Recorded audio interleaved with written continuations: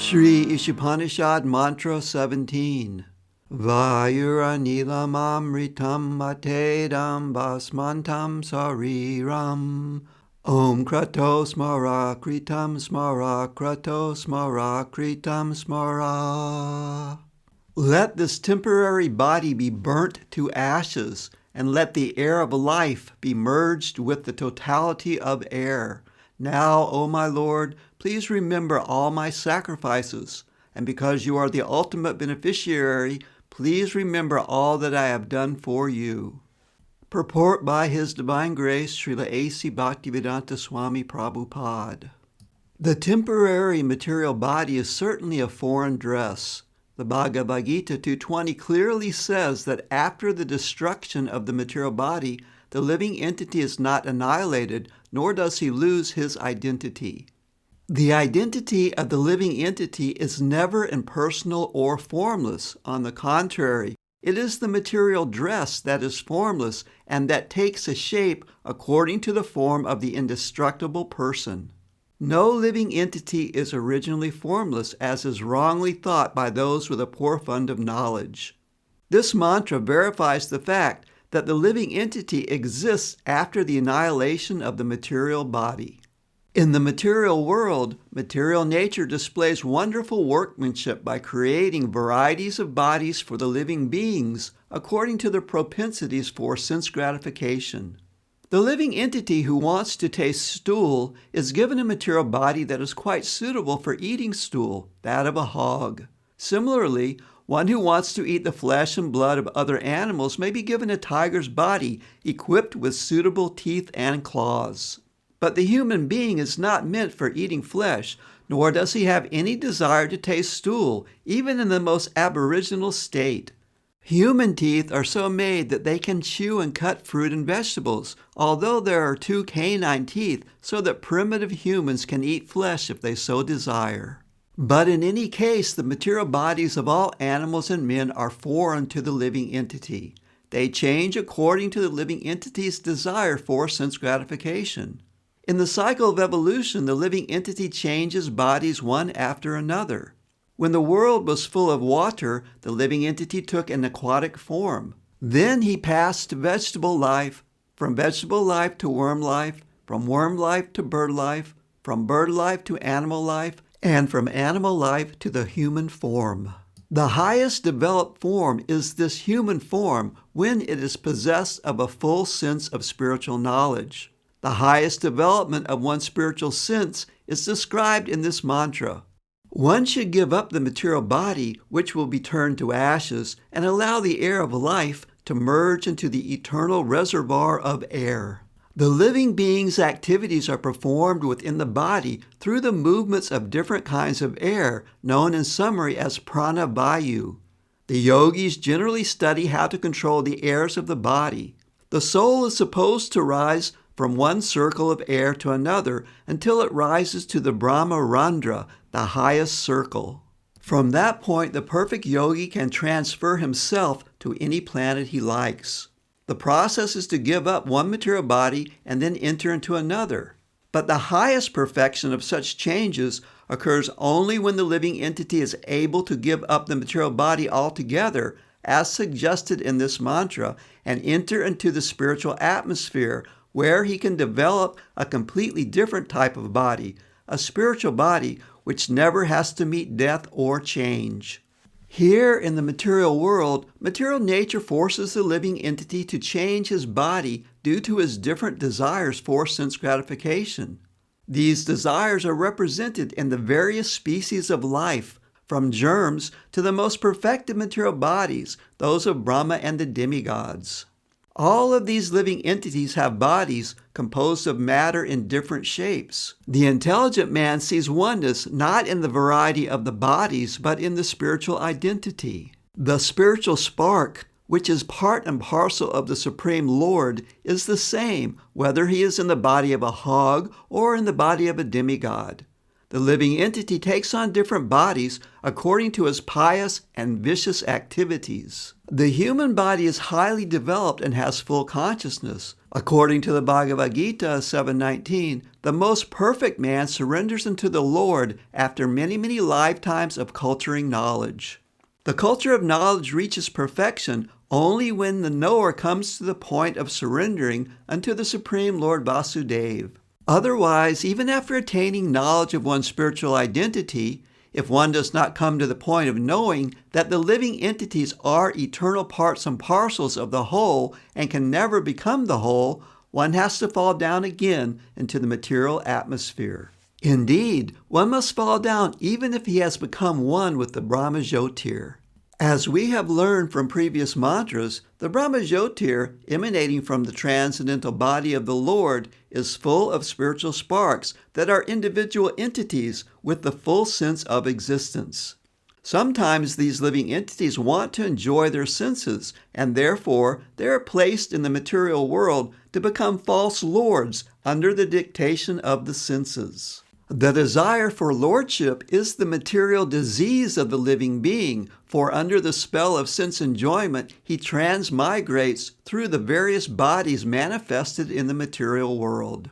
Becoming one with the Brahma-jyotir does not represent mature knowledge. Only by surrendering unto the Lord completely and developing one's sense of spiritual service does one reach the highest perfectional stage. In this mantra, the living entity prays to enter the spiritual kingdom of God after relinquishing his material body and material air. The devotee prays to the Lord to remember his activities and the sacrifices he has performed before his material body is turned into ashes. He makes this prayer at the time of death with full consciousness of his past deeds and of the ultimate goal. One who is completely under the rule of material nature remembers the heinous activities he performed during the existence of his material body, and consequently, he gets another material body after death. The Bhagavad Gita 8:6 confirms this truth. Yam yam vapi smaran bhavam tyajat yanti kalevaram tam tam evati konteya sadatad bhava bhavitaha. Whatever state of being one remembers when he quits his body, O son of Kunti, that state he will attain without fail. Thus the mind carries the living entity's propensities into the next life. Unlike the simple animals who have no developed mind, the dying human being can remember the activities of his life like dreams at night. Therefore, his mind remains surcharged with material desires, and consequently, he cannot enter into the spiritual kingdom with a spiritual body. The devotees, however, develop a sense of love for Godhead by practicing devotional service to the Lord. Even if at the time of death a devotee does not remember his service to the Lord does not forget him. This prayer is given to remind the Lord of the devotee's sacrifices, but even if there is no such reminder, the Lord does not forget the service rendered by his pure devotee.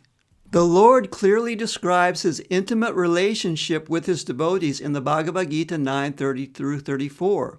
Even if one commits the most abominable action, if he is engaged in devotional service, he is to be considered saintly because he is properly situated in his determination. He quickly becomes righteous and attains lasting peace. O son of Kunti, declare it boldly that my devotee never perishes. O son of Prita, those who take shelter in me, though they be of lower birth, women, Vaishyas, merchants, as well as Shudras, workers, can attain the supreme destination. How much more this is so of the righteous Brahmanas, the devotees, and the saintly kings. Therefore, having come to this temporary miserable world, engage in loving service unto me. Engage your mind always in thinking of me, become my devotee, offer obeisances to me, and worship me. Being completely absorbed in me, surely you will come to me. Srila Bhaktivinoda Thakur explains these verses in this way. One should regard a devotee of Krishna to be on the right path of the saints, even though such a devotee may seem to be sudurachara, a person of loose character. One should try to understand the real purport of the word sudurachara. A conditioned soul has to act for double functions, namely for the maintenance of the body and again for self-realization. Social status, mental development, cleanliness, austerity, nourishment, and the struggle for existence are all for the maintenance of the body. The self-realization part of one's activities is executed in one's occupation as a devotee of the Lord, and one performs actions in that connection also. One must perform these two different functions along parallel lines because a conditioned soul cannot give up the maintenance of his body. The proportion of activities for maintenance of the body decreases, however, in proportion to the increase in devotional service. As long as the proportion of devotional service does not come to the right point, there is a chance for an occasional exhibition of worldliness. But it should be noted that such worldliness cannot continue for long because, by the grace of the Lord, such imperfections will come to an end very shortly.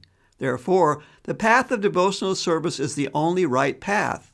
If one is on the right path, even an occasional occurrence of worldliness does not hamper one in the advancement of self-realization. The facilities of devotional service are denied the impersonalists because they are attached to the Brahmajyotir feature of the Lord.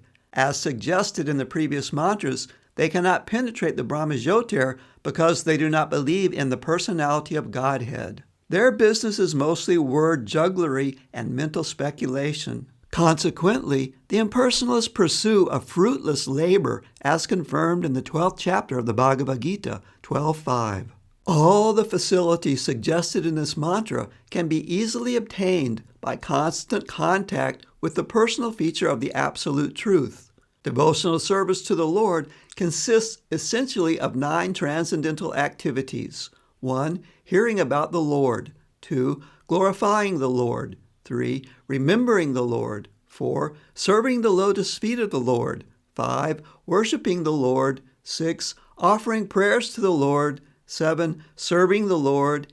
8. Enjoying friendly association with the Lord. And 9. Surrendering everything unto the Lord. These 9 principles of devotional service, taken all together or one by one, help a devotee remain constantly in touch with God. In this way, at the end of life, it is easy for a devotee to remember the Lord. By adopting only one of these 9 principles, the following renowned devotees of the Lord were able to achieve the highest perfection. 1. By hearing of the Lord, Maharaj Parikshit, the hero of Srimad Bhagavatam, attained the desired result. 2. Just by glorifying the Lord, Shukadeva Goswami, the speaker of Srimad Bhagavatam, attained his perfection. 3. By praying to the Lord, Akrura attained the desired result. 4. By remembering the Lord, Prahlad Maharaj attained the desired result. 5. By worshiping the Lord, Prithu Maharaj attained perfection. 6. By serving the lotus feet of the Lord, the goddess of fortune, Lakshmi, attained perfection. 7. By rendering personal service to the Lord, Hanuman attained the desired result. 8. Through his friendship with the Lord, Arjuna attained the desired result. 9. By surrendering everything he had to the Lord, Maharaj Bali attained the desired result. Actually, the explanation of this mantra and of practically all the mantras of the Vedic hymns is summarized in the Vedanta Sutra and properly explained in Srimad Bhagavatam. Srimad Bhagavatam is the mature fruit of the Vedic tree of wisdom. In Srimad Bhagavatam, this particular mantra is explained in the questions and answers between Maharaj Parikshit and Sukadeva Goswami at the very beginning of their meeting. Hearing and chanting of the science of God is the basic principle of devotional life. The complete Bhagavatam was heard by Maharaj Parikshit and chanted by Shukadeva Goswami. Maharaj Parikshit inquired from Shukadeva because Shukadeva was a greater spiritual master than any great yogi or transcendentalist of his time. Maharaj Parikshit's main question was, what is the duty of every man, specifically at the time of death? Shukadeva Goswami answered, Tasmad Bharata Sarvatma Bhagavan Ishvaro Hari Shrotavya Kirtitavyascha Smartavyascha Chatabayam. Everyone who desires to be free from all anxieties should always hear about, glorify, and remember the personality of Godhead, who is the supreme director of everything, the extinguisher of all difficulties, and the supersoul of all living entities. Bhagavatam 2.1.5. So-called human society is generally engaged at night in sleeping and having sex, and during the daytime in earning as much money as possible, or else in shopping for family maintenance. People have very little time to talk about the personality of Godhead or to inquire about Him. They have dismissed God's existence in so many ways, primarily by declaring Him to be impersonal, that is, without sense perception. But in the Vedic literature, whether the Upanisads, Vedanta Sutra, Bhagavad Gita, or Srimad Bhagavatam, it is declared that the Lord is a sentient being and is supreme over all other living entities. His glorious activities are identical with Himself. One should therefore not indulge in hearing and speaking of the rubbish activities of worldly politicians and so-called big men in society, but should mold his life in such a way that he can engage in godly activities without wasting a second. Sri Isopanishad directs us towards such godly activities. Unless one is accustomed to devotional practice, what will he remember at the time of death, when the body is dislocated, and how can he pray to the Almighty Lord to remember his sacrifices? Sacrifice means denying the interest of the senses. One has to learn this art by employing the senses in the service of the Lord during one's lifetime. One can utilize the results of such practice at the time of death.